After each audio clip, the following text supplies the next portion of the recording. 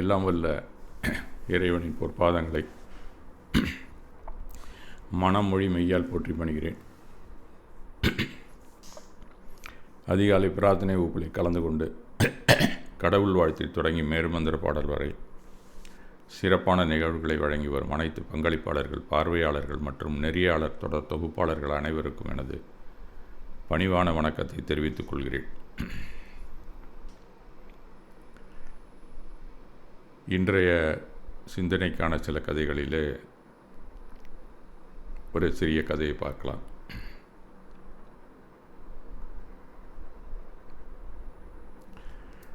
கங்கை நதிக்கு அருகிலே ஒரு சிறிய கிராமம்.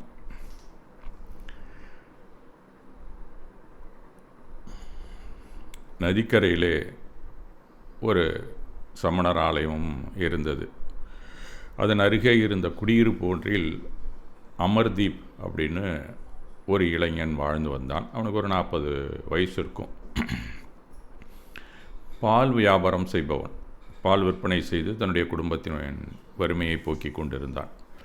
ஒவ்வொரு நாளும் சூரியன் உதிக்கும் முன்பே எழுந்து தனது 3 பசுக்களை பால் கறந்து 3-4 பெரிய மண் குடங்களில் பாலை வைத்து கிராம சந்தைக்கு ஒரு கட்டை வண்டியிலே ஏற்றிக்கொண்டு செல்வான்.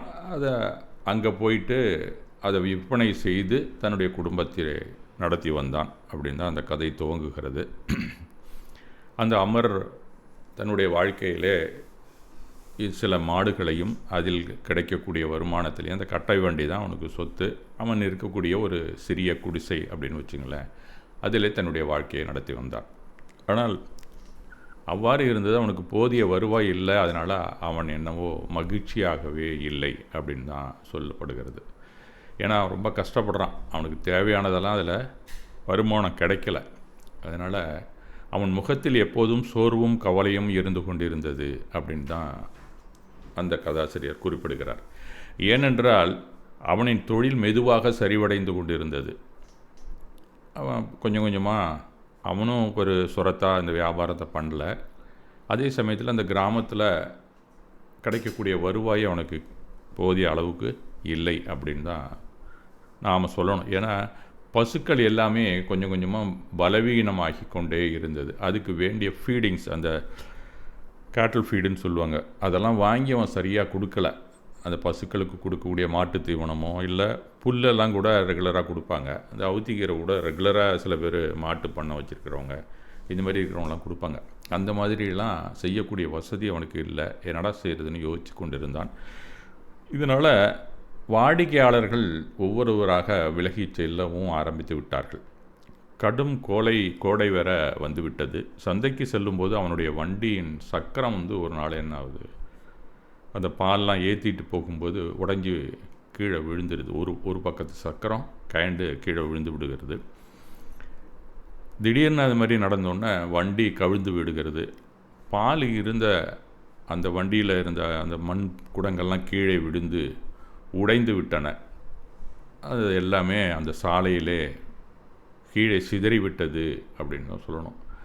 அது கீழே சிதறின அந்த பாலுக்கு பக்கத்தில் போய் இவன் உட்கார்றான். அமர், என்னடா இப்படி ஆகிப்போச்சு, அன்னன்னைக்கு பொழப்புக்கு நாம் பால் கறந்து வியாபாரத்தை செய்து கொண்டு இருக்கிறோம், திடீர்னு இப்படி ஆகிப்போச்சு, இன்றைக்கு பணமே கிடைக்காது, நம்ம அன்னன்னைக்கு வந்தாலே நமக்கு பற்றாக்குறையாக இருக்குது, இன்றைக்கு என்ன செய்யறதுனே தெரியல அப்படின்னு தலையில் கையை வச்சுட்டு உட்காந்துட்டான்.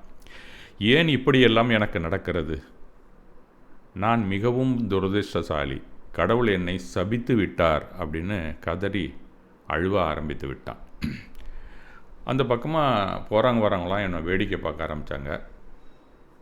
என்னடா இவன் வாழ்க்கை அப்படி ஆயிடுச்சு அப்படின்னு சொல்லி இரக்கத்தோடு பார்த்தார்களே உள்ள அவங்க யாருமே இவனுக்கு கருணையுடன் உதவி செய்ய வரவில்லை அப்படின்னு தான் நம்ம சொல்லணும். அப்போது அங்கு சென்ற ஒரு வயதான பெண்மணி மட்டும் இவன் கிட்டக்க வர்றாங்க. வந்து அவனை பிடிச்சு கேட்குறாங்க, நீ ஏன்பா இப்படி அழுதுகிட்டு இருக்க, கீழே ஊற்றின பால்லாம் திருப்பி வரவா போகுது, அதை நினச்சி ஏன் அழுதுகிட்டே இருக்க, அது மாதிரி நீ இருக்கக்கூடாது, நீ இளைஞன், இந்த வயசில் இந்த சின்ன நஷ்டத்துக்காக இவ்வளோ பெரிய கவலைப்படுறியா நீ அப்படிங்கிறது மாதிரி அவங்க சொல்கிறாங்க. அமருக்கு உடனே மனசில் எரிச்சலோட கோபமாக அவன் என்ன சொல்கிறான், என் ஒரு நாள் முழு உழைப்பும் வீணாகி விட்டதே, நான் என்னம்மா செய்கிறது அப்படின்னு கத்துறான். அந்த முதிய பெண் மெதுவாக சிரித்து கொண்டே அவனை கேட்கிறாள், உன் வண்டி சக்கரத்தை கடைசியாக எப்போது சரி பார்த்தாய் அப்படின்னு கேட்குறாவ. அடுத்த கேள்வி. இது ரொம்ப நம்ம குற்றத்தை எடுத்து சொல்லக்கூடிய அளவிலே இருக்கிறது. அது அப்படின்னு தான் நம்ம சொல்லணும். நாம் அந்த மாதிரி சில தவறுகளை செய்வோம். நம்ம அப்பா அம்மாவோ இல்லை நம்ம ஊரில் இருக்கிற பெரியவங்களோ அதை கரெக்டாக கண்டுபிடிச்சி சொல்லுவாங்க. அந்த நேரத்தில் ஏற்கனவே நம்ம எரிச்சலாக இருப்போம், இதை வேற கிடைச்சோன்னா ரொம்ப எரிச்சலாகும். ஆனால் உள்ளார்ந்த புரிவுதல் என்ன அப்படிங்கிறது தான் இந்த கதை நமக்கு இந்த காட்சிகளை எடுத்து கூறுகிறது. அமர் சிறிது நேரம் அமைதியாக இருந்தான்.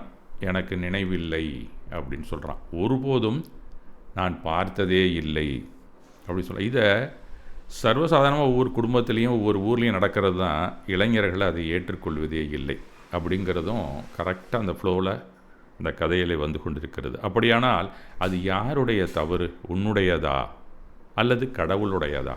கடவுள் என்னை சபித்து விட்டார் என்று சொல்லுகிறாயே அப்படின்னு சொல்லி அந்த அம்மா சொல்லிட்டு, இனிமேலாவது விழிப்பாக நடந்து கொள். அப்போ நீ சக்கரத்தை சரி பண்ணல, உன் வண்டியை அப்பப்போ பழுத நீக்கவும் இல்லை, இன்றைக்கு உடைந்து விட்டதே என்று நீ கத்தி என்னப்பா புண்ணியம் அப்படிங்கிறது மாதிரியான ஒரு பெரிய விளக்கத்தை ஒரு சில வார்த்தைகளிலே அந்த வயதான பெண்மணி அவனுக்கு அறிவுறுத்தி விட்டு சென்று விட்டாள். இந்த மாதிரி அறிவுறுத்தல்கள் தான் நமக்கு உள்ளே வாங்கணும்னு நம்ம வாழ்க்கையில் மேலே வரலாம். ஆனால் பல சமயத்தில் நம்ம அம்மா அப்பாவோ மற்றவங்களோ இது மாதிரி சொன்னால் நமக்கு ரொம்ப எரிச்சல் தான் வரும். அப்படி சொல்லிவிட்டு அவள் அங்கிருந்து அகன்றாள். அமர் என்ன செஞ்சான், அவள் சொன்னது உண்மை என்று உணர்ந்தாலும் அந்த உண்மையை ஏற்காமல், நடைமுறை தானே, வண்டியை தயார் செய்தவரே குறை கூறிக்கொண்டே இருந்தான். இந்த வண்டியை எவன் தயார் பண்ணானோ அவனை தான் இவன் திட்டிக்கொண்டே இருக்கிறான். சில நாட்கள் இப்படியே கழிந்தன. அவனுடைய அன்றாட வாழ்வாதாரம் பத்தாமல் பற்றாக்குறையாகவே கழிந்து கொண்டிருந்தது. அந்த மாதிரி கொஞ்ச நாள் போச்சு. இவன் என்னடா பண்ணுறதுன்னு அப்பப்போ யோசிச்சுக்கிட்டே இருந்தான். அவனுடைய தொழிலும் இன்னும் மோசமாகியது. ஒரு நாள் ஒரு பெரிய பணக்காரன் வந்து இவன்கிட்ட சொல்கிறான், ஒரு வயசதியான ஆள் வந்து இவன்கிட்ட சொல்கிறான், இந்த மாதிரி எனக்கு தினமும் ஒரு 20 லிட்டர் பால் வேணும்ப்பா, நீ தர முடியுமா அப்படின்னு கேட்குறான். அமருக்கு ஒரே மகிழ்ச்சி. ஆஹா, 20 லிட்டர் பால் ஒரு ஆள் கேட்குறாரு, அவருக்கு நம்ம கொடுத்தாலே நம்மளுடைய பற்றாக்குறைக்கு ஓரளவு சரி பண்ணிடலாம் அப்படின்னு சொல்லி யோசிக்கிறான். ஆனால் அவர் அது 3 பசுக்கள் இவனுக்கு எவ்வளவு பால் கொடுக்கும்னு கேட்டிங்கன்னா 18 லிட்டர் பால் தான் கொடுக்கும். அப்போது அவனுக்கு பற்றாக்குறை 2 லிட்டர் வந்து நிற்கிது. அவர் 20 லிட்டர் பால் அவருக்கு மட்டுமே கேட்குறாரு. அது இல்லாமல் வியாபாரத்துக்கும் எடுத்துகிட்டு போகணும். இவன்கிட்ட பசுவோ இல்லை. யோசித்து பார்க்குறான், என்னடா செய்யலாம் அப்படின்ட்டு. அப்போ பால்காரன்லாம் ரெகுலராக என்ன செய்வாங்க, அது அந்த காலத்தில் அந்த அமரும் அதே வழியை தான் அவன் தேர்வு செய்கிறான். கொஞ்சம் நம்ம தண்ணியை கலந்தா என்ன, அவர் கேட்குற அளவுக்கு நம்ம பாலை கொடுத்துடலாமே அப்படின்னு ஒரு எண்ணம் வருகிறது. அது அந்த வியாபாரிக்கு தெரியவா போகுது, பாலில் தண்ணியை கலந்துட்டால் அது அதே கலரில் தான் இருக்க போகுது, அவர் என்ன லாக்டோமீட்டர்லாம் போட்டால் பார்க்க போகிறாரு. அது அந்த காலத்தில். இந்த காலத்தில் யாருமே வீட்டில் நம்ம வச்சுக்கிறதில்ல. தண்ணி பாலா நல்ல பாலா இல்லை தனபால் தான் கொண்டாந்து கொடுக்குறானா அப்படிங்கிறது யாரும் கண்டுக்க மாட்டாங்க. அந்த மாதிரி இவனும் யோசிச்சான் அந்த காலத்திலேயே. இது டெய்லி அதில் தண்ணி ஊற்றுறது, 20 லிட்டர் பாலாக கொண்டு போய் கொடுக்கறது அப்படிங்கிறது கொஞ்சம் நாளாகவே தொடர்ந்து கொண்டே இருந்தது. தெரியாமலே வியாபாரம் நடந்தது. அமர் நிறைய பணம் சம்பாதிக்க ஆரம்பித்தான். இந்த மாதிரி பாலில் தண்ணி ஊற்ற ஆரம்பித்தோடனே அவனுக்கு ரொம்ப புத்திசாலித்தனமாக நம்ம செஞ்சுக்கிட்டு இருக்கோம், நல்லா சம்பாதிக்க ஆரம்பிச்சிட்டோம் அப்படிங்கிற ஒரு சிந்தனையும் அவனுக்கு வந்து விட்டது. அந்த வியாபாரியோட அம்மாவுக்கு ஒரு நாள் உடல் நலம் பாதிக்கப்பட்டு விட்டது. அவர் வந்து டெஸ்ட் பண்ண அந்த டாக்டர், அங்கே இருக்கிற ஒரு நாட்டு வைத்தியர்னு வச்சுங்களேன், அவர் வந்து டெஸ்ட் பண்ணுறாரு. அவர் பார்த்துட்டு என்ன பரிசோதனை பண்ணிவிட்டு, அவருக்கு சுத்தமான பால் தேவை, அந்த அம்மாவுக்கு தண்ணி ஊற்றாத பாலை காய்ச்சி ஒரு மருந்து கொடுத்து அதில் கலந்து கொடுங்க அப்படின்னு சொல்லிட்டு போகிறார் அவர். அப்போ தான் அந்த வியாபாரி, அந்த நல்ல வசதியான அந்த வியாபாரி என்ன பண்ணுறாரு, அந்த பாலை வாங்கி அப்போ தான் சோதிக்கிறார். அதில் தண்ணீர் கலந்திருந்ததை கண்டுபிடித்து விட்டார். உடனே அவருக்கு கோபம் வந்துடுது. எல்லாரும் சத்தம் போட்டுக்கிட்டு வெளியில் வர்றாரு. எல்லா கிராம மக்களும் வேடிக்கை பார்க்குறாங்க. அப்போ அவனை கூப்பிட்டு வர சொல்கிறாரு. அமரை கூப்பிட்டு வந்தோடனே அவன் எதிரில் வந்தோடனே, நான் உன்னை நம்பினேன், உன்னை நம்பினாடா நான் பால் வாங்கினேன், நல்ல சுத்தமான பால் தருவேன்னு தானே எனக்கு கொடுத்தேன், ஆனால் நீ என்னை ஏமாற்றி இருக்கிறாய் அப்படின்னு சொல்லிட்டு அவனுக்கு எய்த்தாப்லே இந்த பார் தண்ணி பாலை கொண்டாந்து கொடுத்துருக்க, இனி உன்னிடம் பாலை நான் வாங்க மாட்டேன் அப்படின்னு சொல்லி திட்டி விட்டு, இனிமேல் எனக்கு பால் சப்ளை பண்ணுற வேலையை வச்சுக்காத, என்னோட நிறுத்திக்க, எங்கே நல்ல பால் கிடைக்குதோ நான் அங்கே போய் வாங்கிக்கிறேன் அப்படின்னு கோபமாக சொல்லி அங்கிருந்து அகன்று விட்டார். அந்த செய்தி, அவர் சொன்ன செய்தி, அது சின்ன கிராமமாக இருக்கிறதுனால அத்தனை பேரும் கூட்டமாக பார்த்தாங்க. அதனால் என்னாச்சுன்னு கேட்டிங்கன்னா, அவர் மட்டும் பால் வாங்காமல் இல்லை, மற்ற வாடிக்கையாளர்களும் அவனிடம் பால் வாங்குவதை நிறுத்திவிட்டனர். அந்த மாதிரியான ஒரு சூழ்நிலை அவன் வாழ்க்கையில் ஏற்படுகிறது. இவன் செஞ்ச தவறுக்கு அப்போவே தண்டனை கிடைக்க ஆரம்பித்து விட்டது அப்படின்னு தான் சொல்லணும். அதை அன்றைக்கு இரவு அவனுக்கு தூக்கமே இல்லை. ஒன்று யோசனை பண்ணுறான், அவன் நம்ம நியர்பை டவுனுக்கு எங்கேயாவது போயிடலாமா, இங்கே இருந்து இனிமேல் பழக்கம் நடத்த முடியாது, எல்லோரும் நம்ம தண்ணி ஊற்றுனது தெரிஞ்சு போச்சு, நல்லபடியாகவோ கெட்டபடியாக இருந்தாலும் இந்த ஊரில் இன்னும் இருக்கிறதுக்கு லாயக்கில்லை, நம்ம அங்கே நம்ம போயிட்டோம்னா நம்மளுடைய வாழ்க்கை, நம்மளுடைய ரிஷி மூலம் நதி மூலம் யாருக்கு தெரிய போகுது, நம்ம டவுனில் போய் பழச்சிக்கலாம் அப்படிங்கிறது மாதிரி யோசிக்கிறான். அங்கே யாருக்கும் நம்மளுடைய புதிய வாழ்க்கை எப்படி இருக்கும் அப்படிங்கிறது இங்கே இருக்கிறவங்களும் தெரிய போகிறதில்ல, அங்கேயும் நம்ம பாட்டுக்கு புதுசாக ஒரு வாழ்க்கையை தொடங்கிடலாமே அப்படின்னு நினைக்கிறான். அது மாதிரி போகிற கையில் மூட்டை முடிச்செல்லாம் எடுத்துக்கிட்டு ஃபேமிலி அங்கே இருக்க சொல்லிவிட்டு இவன் மட்டும் நகரத்தை நோக்கி நகர்கிறான். செல்லும்போது வழியிலே நல்ல மழை பெய்து வந்து விடுகிறது. ஒரு பெரிய மரத்தின் கீழே போய் நிற்கலான்னு சொல்லிட்டு அங்கே ஒரு இளைஞனை சந்திக்கிறான். போகிற வழியில் அந்த மரத்துக்கு கீழே ஒரு இளைஞன் அங்கே மழை பெய்கிறதுனால அவனும் நின்றுட்டுருக்கான். இருவரும் அதன் கீழே நின்று கொண்டிருந்தார்கள். மழையோ நிற்காமல் பெய்து கொண்டே இருந்தது. இடியோசை கேட்டது. அந்த இடியோசை கேட்டு கொஞ்ச நேரத்தெல்லாம் பார்த்தா அந்த மரம் உடைந்து கீழே விழுந்தது. அவங்க நின்றுட்டு இருந்த மரம் அவங்க கண்ணுக்கு எய்தாப்புலே பின்பக்கத்தில் உடைஞ்சி விழுந்து விட்டது. அந்த இளைஞன் பார்க்குறான், அந்த கீழே விழுந்த மரத்தை போய் பார்க்குறான். இவனும் 2 பேரும் போய் பார்க்குறாங்க. அவன் தான் சொல்கிறான், அந்த யங்மேன், இந்த மரம் வெளியே வலிமையாக இருந்தது, ஆனால் உள்ளே முழுவதும் அழுகி இருந்தது, அதனால தான் விழுந்து விட்டது அப்படின்னு சொல்லி அவன் சொல்கிறான். உள்ளே பார்த்தா குடஞ்சி உள்ளே போயிருக்கு. அப்படியே கொஞ்சம் கூட அதில் அந்த உள்ளே இருக்கக்கூடிய அந்த மரத்தினுடைய அந்த பித்து, அந்த ஏரியாலாம் வந்து வைரம் பாஞ்சதெல்லாம் சொல்லுவாங்க. அதுக்குள்ளே ஒரு பித்துன்னு ஒன்று இருக்கும். இதெல்லாமே இல்லை, வெறும் கூடாக இருக்குது அடியில். அவ்வளோ வயசான மரம் அது. அவ்வளோ அகலமான அந்த பிரான்ச்சஸை தாங்க முடியாமல் அது அடியோடு சாஞ்சி போச்சு அந்த மழையில். அந்த வார்த்தைகள் அமரின் மனதை குத்தி காட்டின அப்படின்னு தான் சொல்லப்படுகிறது. ஏன்னா என் வாழ்க்கையும் இது போலத்தான். வெளியே நல்லவன் போல இருந்தேன், ஆனால் உள்ளே நான் ஒரு கயவன், ஏமாற்றுக்காரன் அப்படின்னு தான் நினைக்கிறான். தோற்றத்தில் மரமாக இருந்தாலும் உள்ளுக்குள்ளே அது ஒன்றும் இல்லாமல் இருந்தது. ஆனால் இவனுக்கு கெட்ட புத்தி இருந்தது, அதனால தான் சாஞ்சிட்டேன், என் வாழ்க்கை அதனால தான் சரிந்து விட்டது அப்படிங்கிற விஷயத்தை அந்த மரம் இவனுக்கு உணர்த்தி விடுகிறது. அவர்கள் ஒரு கோயிலில் தங்கினார்கள். 2 பேருமே மழை அந்த மாதிரி ஆனோன்னே அந்த யங்மேன இவனும் ஒரு கோயிலில் போய் உட்கார்றாங்க. அவர்கள் அந்த கோயிலில் தங்கணுன்னு அங்கே இருந்த ஒரு புதிய ஒரு வயசானவர் இருக்கார். அவர் துறவி மாதிரி அந்த கோயிலே இருந்துக்கிட்டு இருக்கார். காவி உடையும் அரைகுடையாக ஒயிட் ட்ரெஸ்ஸும் போட்டிருக்காரு. காவி தூண்டெல்லாம் போட்டு அவனுக்கு ஒரு கதையை சொல்லி கொண்டு இருக்கிறார். 2 பேரும் கேட்டுட்ருக்காங்க. அப்போ இவங்க தன்னுடைய கதையை அவங்களுக்கு சொல்கிறான். இந்த அமர் இந்த மாதிரி ஆகிப்போச்சு அப்படின்னு சொல்லிட்டு அவர் சொல்கிறாரு, நானும் ஒரு காலத்தில் ஒரு சோம்பேறியான விவசாயியாகத்தான் இருந்தேன் அப்படிங்கிறார். அவர் என் வயலை நான் சரியாகவே பராமரிக்கவில்லை.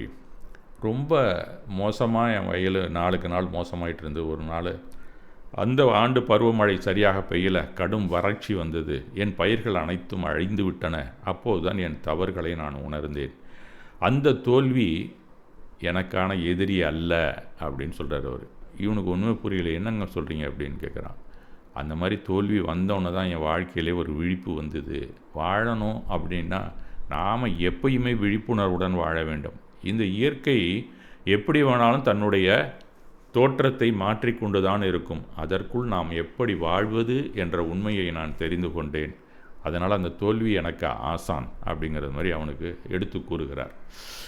5 வருடங்கள் ஒரு நல்ல விவசாயியிடம் பயிர் செய்யும் நுணுக்கங்களை நான் கற்றுக்கொண்டேன். அதன் பிறகு மீண்டும் முயன்றேன். அதன் பிறகு வெற்றி கிடைத்தது. முன்னாடி ஏனாதோனான்னு பண்ண, ஒழுங்காக செய்யலை. அதன் பிறகு எப்படி அக்ரிகல்ச்சர்லாம் நல்லா ஒரு இன்டென்சிஃபைடு அக்ரிகல்ச்சரிஸ்டாக இருக்க முடியும், இந்த ஃபார்ம்லாம் எப்படி நம்ம வச்சு பராமரிக்க முடியுங்கிறதெல்லாம் வெளியில் போய் கற்றுக்கிட்டு வந்தேன். அதன் பிறகு என்னுடைய ஃபார்ம் ஹவுஸே நல்லா இருந்தது அப்படிங்கிறது மாதிரி அவர் சொல்லி முடிக்கிறார். ஆக தோல்வி உன் எதிரி அல்ல, நீ கற்றுக்கொள்ள தயாராக இருந்தால் மட்டுமே அது உன் மிகச்சிறந்த ஆசான் அப்படிங்கிறது மாதிரி அந்த வயதானவர் அந்த கோயிலில் உட்காந்து அவனுக்கு சொல்கிறார். சில பேர் இந்த மாதிரி கோயிலில் உட்காந்து வயசானவங்க சொல்கிறதெல்லாம் சாமியே சொல்கிறதா எடுத்துக்குவாங்க. அது இந்த காலத்துலேயும் அது அருள் வாக்கு சொல்கிறதுக்குன்னு சில பேர் இருப்பாங்க. அது அந்த காலத்துலேருந்து வந்த ஒரு முறை தான். அது உண்மையிலே நமக்கு ஒரு நல்ல விஷயத்தை எடுத்து கொடுத்துன்னா அது அருள் வாக்கு தான். அது அந்த தெய்வத்தின் மூலமாக இவனுடைய டப்பிங் வாய்ஸில் வரதாக தான் நாம் எடுத்துக்கொள்ள வேண்டும். அவர் ஒரு வயதானவர் தன்னுடைய அனுபவத்தை அவனுக்கு எடுத்து கூறுகிறார். அவன் மனசில் அது படுகிறது. அதுதான் கிட்டத்தட்ட தெய்வ மொழி தான் என்றைக்குமே திவ்ய மொழியாக இருக்கும். அந்த அடிப்படையில் அவர் சொன்னதை கேட்டுட்டு, அவன் நகரத்துக்கு எதுக்கு நாம் போகணும், இந்த கிராமத்திலேயே நாம் வாழ்ந்து காட்டணும், நாம் திருந்தி எந்தபடியில் நாம் அந்த விவசாயமோ இல்லை இந்த பால் கறந்து என்ன வியாபாரம் செய்யணுமோ அதை நன்றாக திருத்தமாக நம்ம செய்யலாமே அப்படின்னு சொல்லி முடிவெடுக்கிறான். உடனே ஊருக்கு வர்றான். நம்ம திரும்பவும் மாட்டு பண்ணை வச்சு நம்ம தயார் பண்ணி எல்லாருக்கும் கொடுத்தா வாங்க மாட்டாங்க ஒருத்தரை. அதனால் ஒவ்வொருத்தரையாக சந்திக்கிறான்.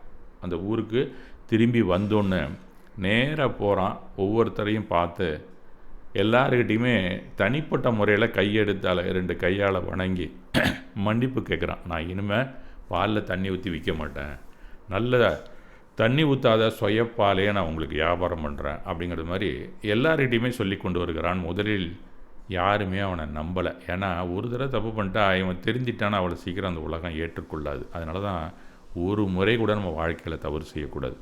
செஞ்சால் அதுதான் மனசில் இருக்கும். எவ்வளவு நாள் தண்ணி ஊற்றாமல் தான் விற்றுட்டு இருந்தான், சில நாள் ஊற்றுனா அதுதான் எல்லார் மனதிலையும் படிந்து விட்டது. அதனால் அவங்க உடனே நம்பலை. ஆனால் அதற்காக இவன் ஒன்றும் மனசு உடைஞ்சும் போகலை.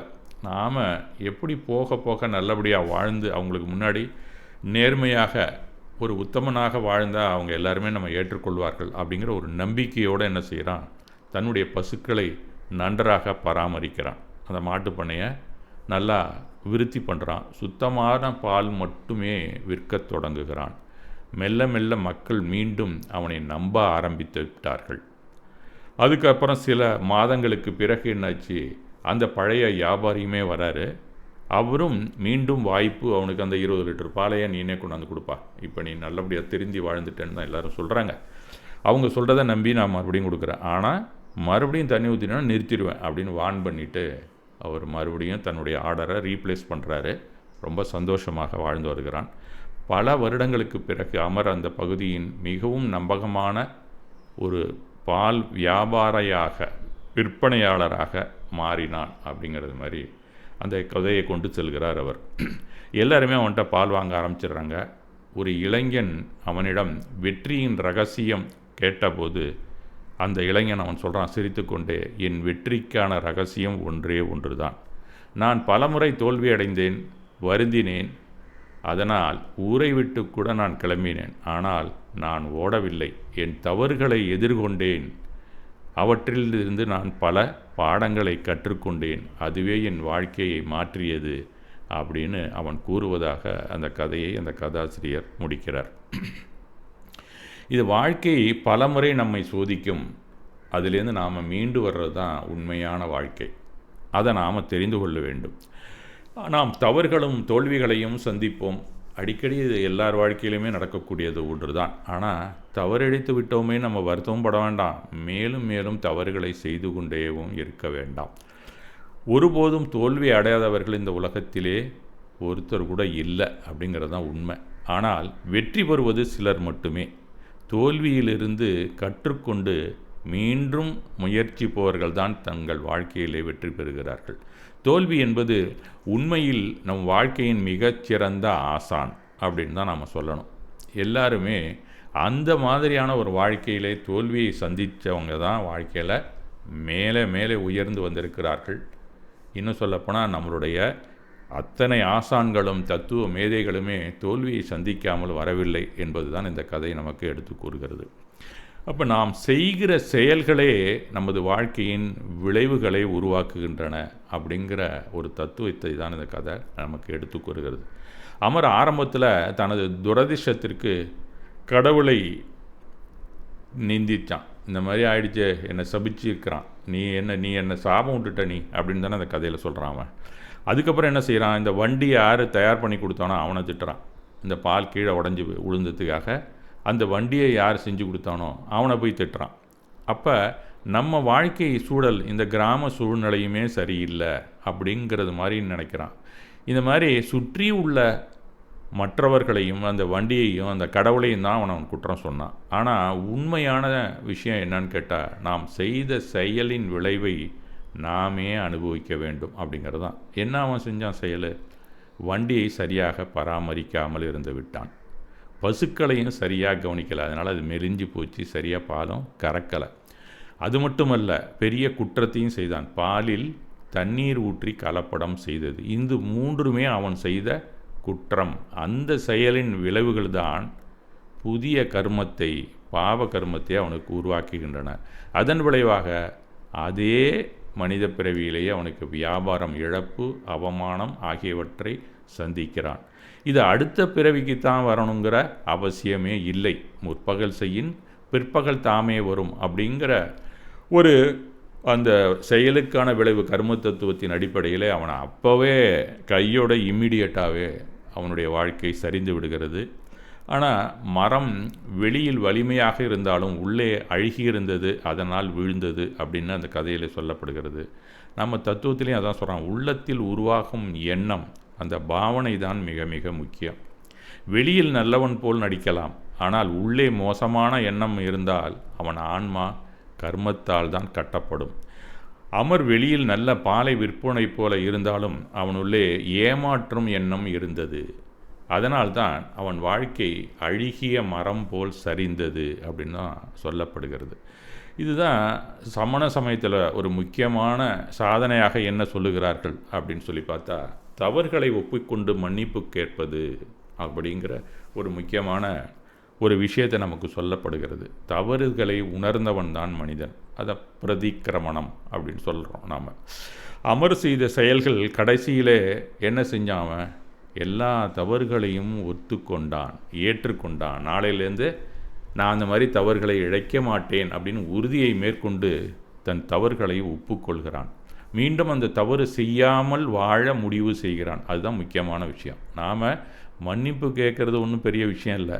நாளையிலேருந்து என்ன தவறு செய்ததற்காக நாம் மன்னிப்பு கேட்டோமோ அதே தவறை மீண்டும் நான் செய்ய மாட்டேன் அப்படின்னு உறுதியை நாம் உள்ளே மேற்கொள்ள வேண்டும். அதனால் வாடிக்கையாளர்களின் முதல்ல மன்னிப்பு கேட்டான். அந்த பெரிய வியாபாரி கூட திரும்ப அதெல்லாம் கேள்விப்பட்டு அவனுக்கே அந்த ஆர்டரை திருப்பியும் கொடுக்குறார் அப்படிங்கிறது தான். இது சமண ஆன்மீகத்தில் பிரதிக்கிரமணத்தின் உண்மையான வடிவம், அதாவது மன்னிப்பு கேட்டல் அப்படிங்கிறது தான். பின்னர் அமர் என்ன செய்தான்? பசுக்களை அன்புடன் கவனித்தான். பாலில் கடற்படம் செய்யவில்லை, முற்றிலுமாக மாறிவிட்டான். நேர்மையாக தன்னுடைய வியாபாரத்தை நடத்தினான். அதுதான் சம்யக் சாரித்திரம். மன்னிப்பு கேட்டதுக்கு அப்புறம் நல்ல நடத்தையிலே நாம் மாறணும், ரைட் கான்டாக்டில் வரணும் அப்படிங்கிறது தான் சமணம் நமக்கு எடுத்துரைக்கிறது. அதுதான் நாம் சம்யக் தரிசனம், சம்யக் ஞானம். முதல்ல புரிதல் வந்தது, நாம் இனிமேல் தப்பு செய்யக்கூடாதுன்னு அதன் மீது நம்பிக்கை வைக்கிறான். அதன் பிறகு இனிமேல் நாம் வியாபாரத்தை நல்லபடியாக செஞ்சோம்னா இந்த ஊரே நம்மை பாராட்டுறோம், நல்லா இருக்கலாம் அப்படிங்கிற சரியான அறிவுடன் செயல்பட துணிந்தான். அதனால் சரியான பாதையிலே தன்னுடைய நடத்தையை திருப்பினான். அமரின் வாழ்க்கை இந்த மூன்றையும் அனுபவித்து மாற்றமடைகிறது. அதனால் சமணத்தில் துன்பங்கள் என்பது தண்டனை அல்ல என்று தான் தத்துவங்கள் அனைத்தும் எடுத்து கூறுகின்றன.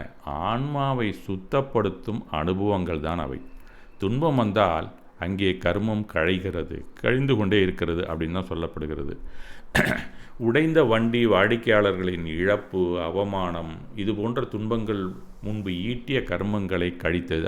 அதிலெல்லாம் இவனுடைய கர்மம் க்ஷயமானது அப்படின்னு தான் அர்த்தம். இவை அனைத்தும் அவனை உண்மையை உணர வைத்த ஆன்மீக ஆசான்கள் தான். தவறை விட்டு நாம் தப்பித்து ஓடுவது சரியான தீர்வு அல்ல. அதை உணர்ந்து மாற்றிக்கொள்வதுதான் ஆன்ம சாதனை. அமர் முதலில் நகரத்துக்கு ஓட நினைத்தான். பின்னர் உணர்ந்து மீண்டும் கிராமத்திற்கே திரும்பினான். இந்த உண்மையிலே ஆன்மீக சுத்தியின் ஆரம்பம் அங்கிருந்து தான் துவங்குகிறது அப்படின்னு அந்த கதை நமக்கு எடுத்து கூறுகிறது. நாம் செய்கிற செயல்களே நமக்கான நல்வாழ்க்கையை உருவாக்குகின்றன. தன் தவறை ஒப்புக்கொள்வது ஆன்மீக முன்னேற்றத்தின் முதல் படி. நேர்மை மற்றும் தூய்மையான வாழ்க்கையை கர்மத்தை குறைக்கும்.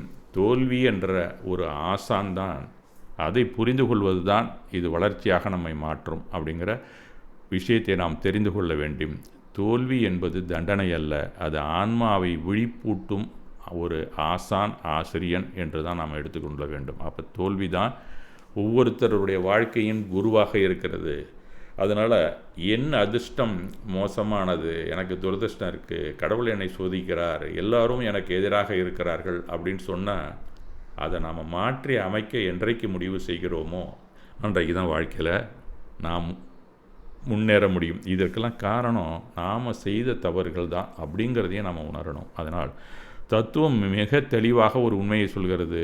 நாம் செய்கிற செயல்களே நமது வாழ்க்கையை உருவாக்குகின்றன. இதுதான் சமண சித்தாந்தம். நாம் விதைக்கும் விதைதான் நாம் அறுப்பதற்கான பயிராக மாறுகிறது.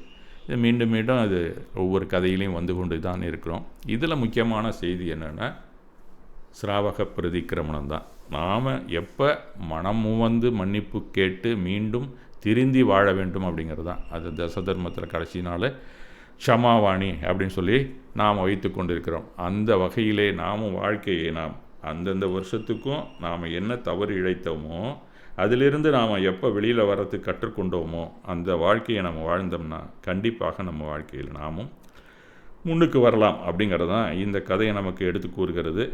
அந்த வகையில் நாம் இனி நாம் பயணிப்போம் என்று கேட்டுக்கொண்டு மீண்டும் ஒரு நாள் சந்திப்போம்.